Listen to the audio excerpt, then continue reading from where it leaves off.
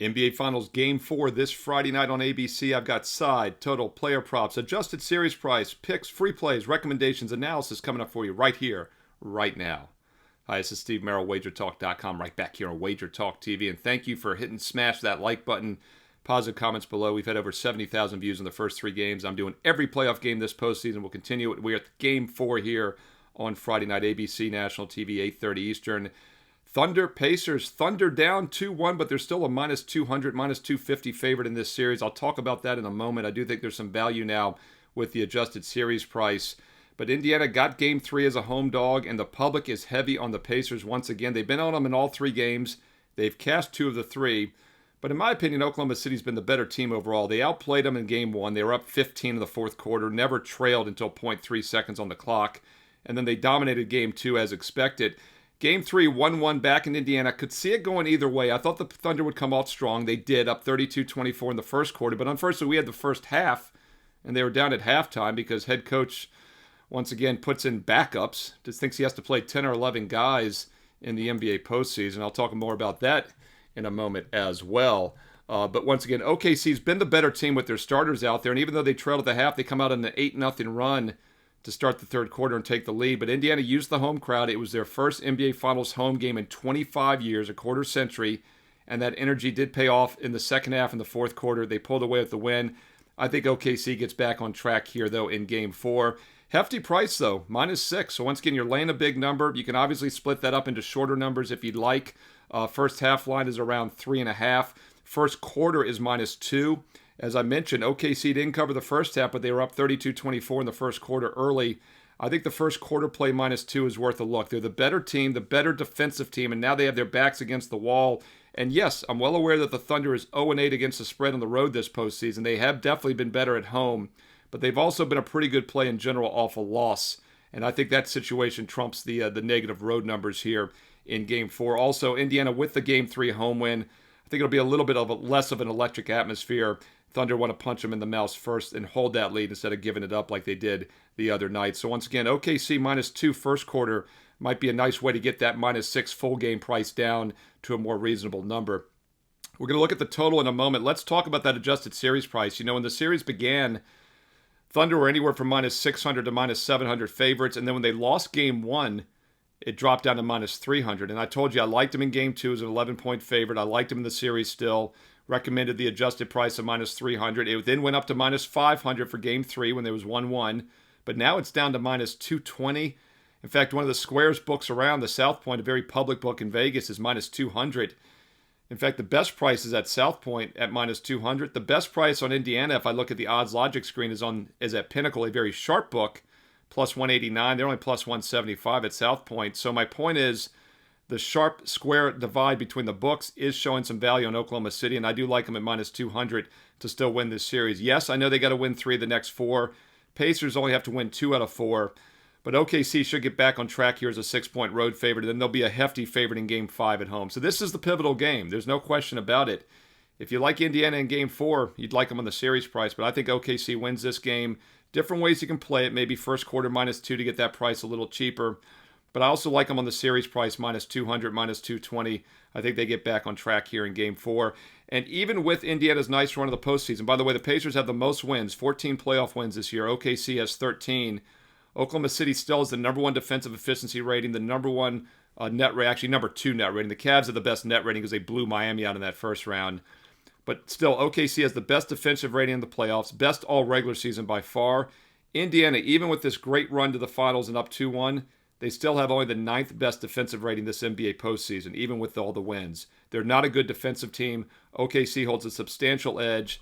And as long as head coach Mark Daignault, by the way, in France it's pronounced Daignault, this is a guy that's finding ways to put weaker lineups on the court. You know, I talked about Joe Mazzola, obviously, in the Boston series against New York. They blew back-to-back 20-point leads. They kept taking threes. I thought that was disgraceful for the head coach not to step up and stop that.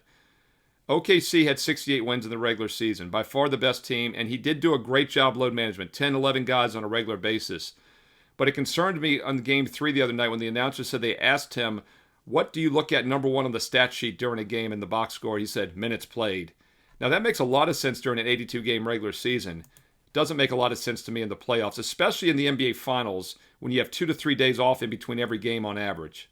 Load management is not a thing in the playoffs, especially the NBA Finals. Hopefully he's learned his lesson, dropping 2 out of 3 games. They did the same thing in Game 1, if you recall. I talked about it in my Game 2 video when we recapped it. 15-point lead in the fourth quarter.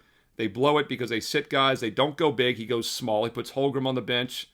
Hartenstein on the bench. That's one of the reasons I like the Holmgren props over for Games 2 and 3. And he's cashed both games over, by the way. And keep in mind, Chet missed both regular season matchups against the Pacers. He's a real X factor. We'll talk player props in a moment, but I still like Holmgren over his player props. I still think he's going to get some minutes and points like he did in Games 2 and 3.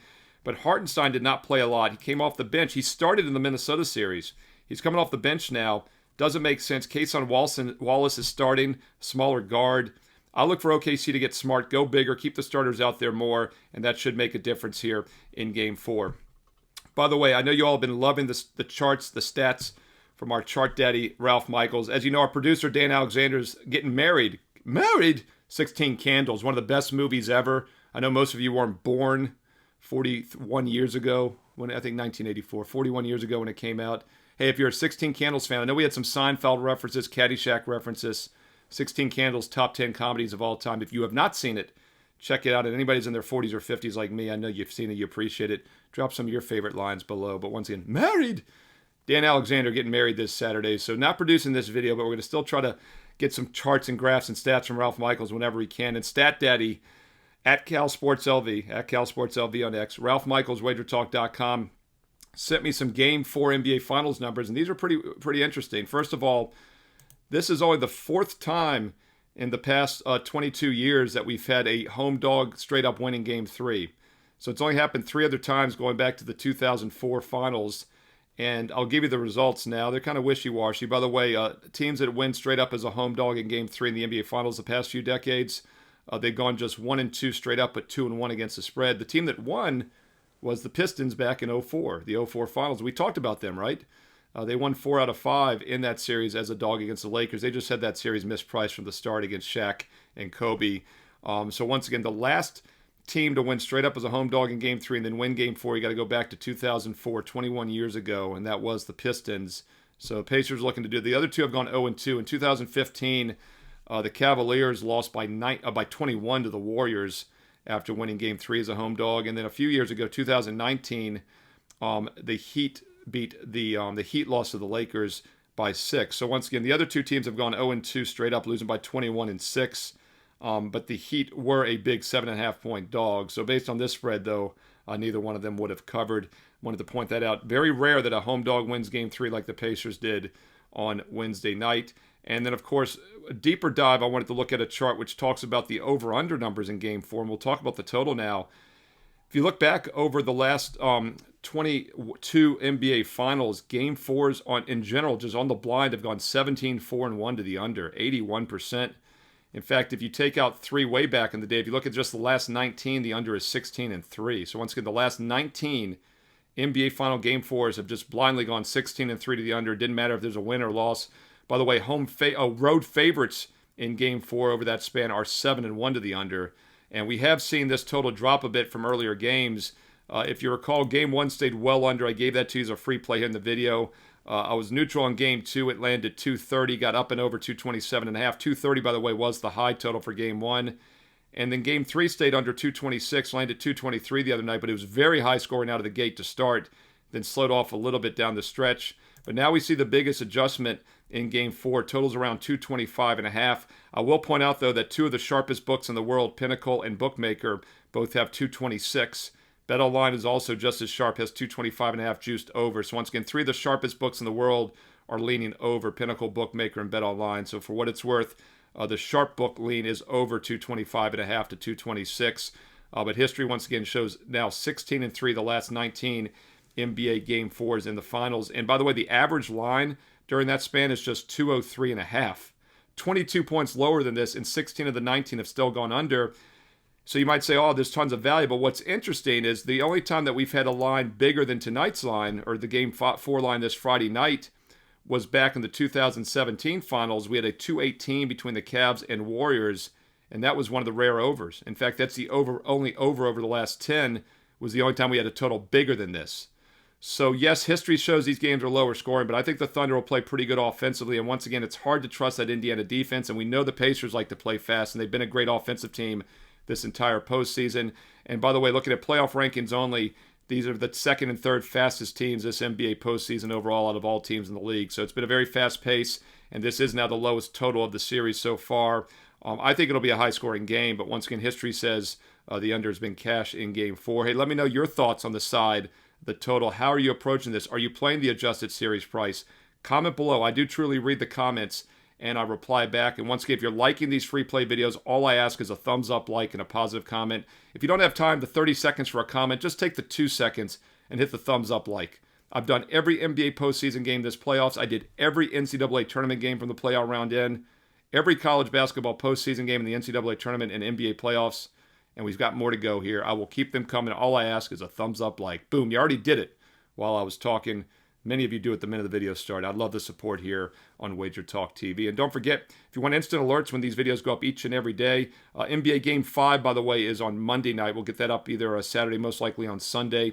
Click subscribe, click the bell for an instant alert, and you'll know right away when these free play videos are posted. Plus, I'm doing a lot of daily baseball free play videos throughout the week. Check out the free baseball videos as well when you click subscribe and you click the bell here on WagerTalk TV. Also, you get my personal best bets for baseball every day and also Game 4 best bet and a daily free play. Check out a bonus free play every day in baseball on my page at WagerTalk. Steve Merril, WagerTalk.com. And, of course, get there quicker with the shortcut WT.buzz/SM. On the way out, let's look at some player props here for Game 4. As I mentioned, I do expect a good bounce-back game for the Thunder offensively against a very suspect Indiana defense. So I think we can definitely look for some Oklahoma City props over. Holmgren is a guy I mentioned for games 2 and 3. Now, he was at 17.5 in Game 1, went just 2 for 9 shooting, 6 points. And then they bumped him all the way down to 14.5 in game number 2. And, of course, he got up and over that with 15. But it was actually a much higher scoring game before that. He didn't score much late in the game and still landed 15. Liked him again in Game 3 over 14.5. He landed 20. And there was really nothing misleading about it. Took 15 shot attempts. He was only 6 for 15. And he was 0 for 6 from three-point range and still got 20 points. Once again, 6 for 15, did not make a 3, and still got 20 points in a losing effort. The reason he got to the free throw line 9 times and hit 8 out of 9. Holmgren overs make a lot of sense still. I still think there's value with him over the total. He has been bumped up to 15.5. Woo, a point higher. Chet Holmgren over 15.5 still has some value. Back-to-back overs for him as we've predicted in games 2 and 3. And, of course, we never fade superstars. I was neutral on SGA in Game 3 just because he has been a little bit weaker on the road. But once again, if you think the Thunder bounce back with a good effort, you got to figure he's going to be doing a lot of the heavy lifting. Price to perfection, though, he's anywhere from 33.5 to 34.5 right now. We'll say 34 for his number. He's had 38, 34, and 24 so far in this series. So he is priced to perfection. It would be over or pass for me with SGA. I look for a big game. But once again, I think Holmgren has the best value still to get up and over. A guy to be careful with is Lou Dort. He's their best defender, and he's one of the reasons Halliburton has struggled. I know Halliburton had a big Game 3, but the 2 regular season matchups and the 2 games in OKC, 1 and 2, he did not do much, and that's because Lou Dort is on him a good amount of the times. First-team all-defensive NBA player. He did have 12 points the other night in Game 3, but he hit 4 out of 5 threes. You can't shoot any better than that. 50% from the field, 4 out of 5 from three-point range, and still landed on just 12 points. He was priced at 7.5. He's now back up to 8.5, where he was in Game 1 when he had 15, but then he regressed with only 3 points in Game 2 when they had him priced at 9.5. He's been kind of a zigzag guy. He has had single-digit points still in 6 of his last 9 playoff games, and once again, after the big Game 1, he had only 3 in Game 2, and that, of course, was after a Thunder loss. Same situation here. He's their best defender. He will be focusing more on defense than offense. So I do lean Dort under, but it's dicey because I like the Thunder overall. So I'd rather have Thunder over props, but Dort's a guy I would not be playing over. That's the point I wanted to make. I think he'll be focusing more on defense in Game 4, especially after the loss. If he focuses more on defense, that's probably bad news for Tyrese Halliburton. I know Halliburton's been better at home. He did have 22 points, 11 assists. But for the most part, though, he did not do much against the Thunder this season. In the 5 games against the Thunder, he's been held in check. He had only 17 and 14 in games 1 and 2. And as I just mentioned, I think Lou Dort will focus more on him in Game 4 here, as he should. By the way, Halliburton's over 20 points, over 10 assists in a game this season like he did in Game 3. The Pacers are 20-1 straight up. If that happens again, Pacers are going to win. I don't think it happens again. So Halliburton under would make sense. And even if he gets up and over at home again, we just come back and fade him even stronger in Game 5 on Monday night. So I'd go ahead and get back in on the Halliburton under fade. And if it doesn't work, we come right back with it in Game 5 on Monday night. Siakam's the guy that's going to have to do the heavy lifting here. I'm neutral on him. I would not look to fade Siakam. Turner took 11 shot attempts. Miles Turner, 11 shot attempts, only 9 points, but just 3 for 11. If he hits any of those shots, he'll maybe get more points. So once again, Pacers might get more out of Miles Turner here in the game. And the one guy, obviously, that's probably going to regress a little bit is off the bench was Ben Mathurin. 27 points, just a monster game. Keep in mind, he was a lottery pick a few years ago, number 6 pick overall. Very talented and athletic, only 22 years old, but he's also very up and down. You know, he had 27 and 14 the last 2 games. He had only 5 points in Game 1. He had only 4 points in Game 6 in the Knicks, Game 6 of the Knicks after scoring 23 and 20. He had 2, 0, and 9 the 3 games before that. He's been feast or famine, and after back-to-back double-digit games and getting up and over, his point total has gone from 7.5 to 8.5, 10.5, even as high as 11.5 at BetMGM. FanDuel's got 10.5, MGM's got 11.5. We'll just say 11. Once again, this is the highest he's been priced in a while. In fact, you got to go back to the final game against Cleveland a few rounds ago to see an 11.5. He finished with only 4 points. They bumped him to 10.5 in Game 1 against the Knicks. He had 9. They bumped him to 9.5. He had 0. And they bumped him to 6.5 and 4.5, and he had 2. Then he had 20 and 23, and then 4, 5. You get the point. He's talented, but he's young. After back-to-back games, including his biggest game ever in the playoffs, he missed last year. Got to figure they're going to focus on him. And the Thunder being the best defensive team in the league, can't believe that Ben Mathurin's not going to be on the top of their list. So that might help Halliburton. Maybe Halliburton gets more looks. So I would fade Halliburton, but I definitely like Mathurin under 11.5 total points in Game 4. There you go. Deep dive, quick hitter. Not quite. Deep dive, not a quick hitter. But hey, this is what we've done every NBA playoff game so far. And I will keep it going for Games 5, perhaps 6 and 7. Anybody out there think the Pacers are going to win 4 games to 1? I don't. So I think we get at least 6 games, if not 7. Hey, drop that in the comments below. Not only who's going to win this series, but how many games, which game. Keep in mind, it's a 2-1-1-1 format like all the other rounds. They don't do the 2-3-2 anymore in the NBA Finals. So Game 5 is back in OKC on Monday night. And they'll be back on Thursday, most likely, for that Game 6, and even a Game 7 the following Sunday, the 22nd. Hey, on the way out, happy Father's Day to all you fathers out there. I know a lot of guys are watching us. Happy Father's Day. And even to the moms out there, wish them a happy Father's Day as well if you're watching. A lot of female bettors out there. We love our lady viewers. Boy, girls, doesn't matter. WagerTalk is open to all sports bettors 24/7, 365. And once again, I do truly read the comments. I reply back. Let me know what your plans are for Father's Day Sunday. No NBA, no NHL. I don't know if they did that on purpose. NHL's on Saturday, NBA's Friday and Monday. Hey, enjoy your Sunday Father's Day, maybe some getaway baseball action. And don't forget, if you want my daily baseball best bets, they're up every day on my page along with a bonus free play. Steve Merril, WagerTalk.com. And this is such a great time of year to get on board Major League Baseball. I know the NBA's winding down. Football's a few months away, but why not build your bankroll with baseball right now for the NFL season, the college football season? In fact, that's exactly what my clients did last year. Last summer, we went on incredible hot streaks in baseball. 35 and 14, 38 and 15, 57 and 28 winning run in baseball last year. And it's not a fluke. In fact, the best streak I've ever had in baseball happened about a decade ago. The day after the NBA Finals ended, I went on a 19 straight win streak in baseball, 19-0 run. That was the day after the NBA Finals ended in June, about a decade ago. So I've historically done great during the summer months. We focus exclusively on baseball, in full swing right now, no pun intended. Build that bankroll. In fact, last year my all sports clients had already doubled their bankroll, already up over 100 units by the end of August before Labor Day even hit. Let's do it again here in 2025. If you'd like a one-year all access, if you're ready to take a true investment approach, you'll get all of next year's college and pro football seasons, all of next year's NBA season till maybe the final couple games of the finals. You'll get the rest of this year's. You'll get all of next year's till the finals, and then all of next year's college basketball through the championship. And also a couple months of baseball next year and all the rest of baseball this year, including right now when we always go monster hot in the dog days of summer. That All Sport All Access package is always available on my page, but when you use promo code SM365, you get an instant $811 discount. That gets it down to exactly $3 a day, just about $1 a play for every college and pro football, baseball, and basketball best bet for the next 365 days and nights. And as an added bonus, you're getting a 25% bonus coupon that you can use on any additional selections from any other cappers every day for the next 365 days and nights. Now, we had that special up for a few weeks on my page. No promo code needed. It's expired, but I asked WagerTalk to continue it, so we put up my promo code, which is always popular, SM365. And yes, you still get that 25% bonus coupon for a limited time if you sign up right now. Now, you don't need to buy anything else from me. That's the point, right? You get everything. It's all inclusive. I don't have different clubs or plays or levels. If I'm using a game, my clients get it. And I'm very selective. I've done this consistently as a professional since 1996. 29 years I've been a professional handicapper and sports bettor. I've won consistently for the past 4 decades.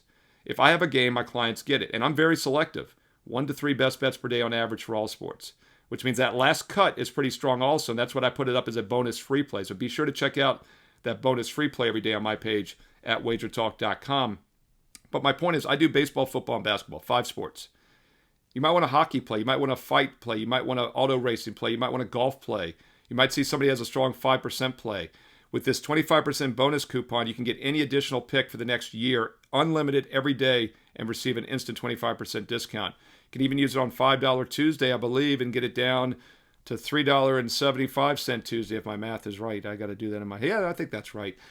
Point is, this is a great package. Not only do you get all my sports best bets for a full year, save $811, get it down to $1 a play. That's how you take a serious investment approach, and you get the bonus coupon, promo code SM365. Full details on my page. Hey, look, if you're still building your bankroll, get that free play every day. It helps. And also check out one of the smaller packages. If you want to start off with a 1 week or a 1 month, those are available for baseball only or all sports as well if you want some of the NBA finals on the way out here. No matter which package you choose, a 1 day, a 1 week, a 1 month, a 1 year, everybody gets the same games I'm personally using each day. The same games I've won with consistently for the past 29 years. Same games that doubled my client's bankroll by the end of August last summer. Let's do it again. Get on board now. Steve Merril, WagerTalk.com. And of course, get to my page quicker with shortcut wt.buzz/SM. Once again, comment below. Let me know your thoughts on Game 4 side total player props. I do read the comments. I'll reply back. And if you're liking these free play videos, all I ask is a quick thumbs up, like, maybe a comment below if you have the time, and let's keep it rolling. Don't forget, click subscribe and click that bell for an instant alert so you know when the Game 5 video is posted for Monday, and also my daily free baseball videos are posted throughout the week. And on the way out, don't forget to follow me on social media at Steve Merril. 2 R's, 1 L, Merril. At Steve Merril on X and Instagram. And stay tuned here to Wager Talk TV because you know there's more free play videos coming up next.